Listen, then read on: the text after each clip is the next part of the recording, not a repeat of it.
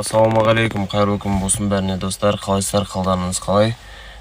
Не істеп жатсыздар? Мен ұйқымнан тұрып, қазір эфирға қарай кетіп бара жатырмын.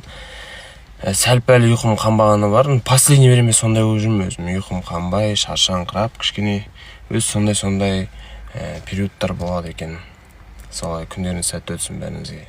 Ассалаумағалейкум достар, қалайсыздар, не істеп жатырсыздар? Біз эфир жаққа келдік. Бүгінгі күндеріңіз сәтті өтсін. Бұйырса бүгін ортадамыз, короче. Тима деген жігіт. Тимажан, айналайын. Жағдайың жақсы ма? Ақерке қалай? Аман есен шүкір. Аман есен. Мынау не істеп жүр мынау? Не шықпайтын болғасың мына жақта? Ойбай. Амандасам мен андай дұрыс блогер емеспін, короче. Қай қолмен түсіру керек екен білмеймін. Көрдіңіздер ғой достар. Қатты блог жүргізе алмасам да отпыншы. Қалайсыздар достар, біз студияға барайын деп сыртта тикток түсіріп, видео түсіріп үлгеріп қалып жатырмыз.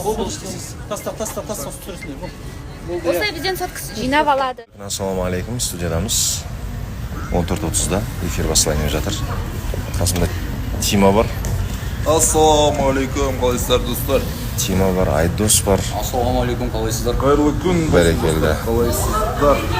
Және малышка бар жақта Айжан. Боз қатшыларға.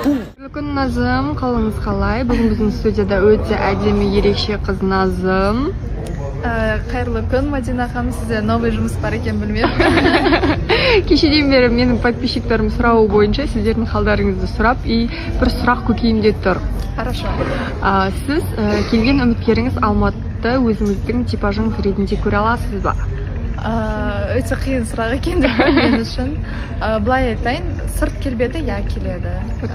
Бойы, жасы деген сияқты.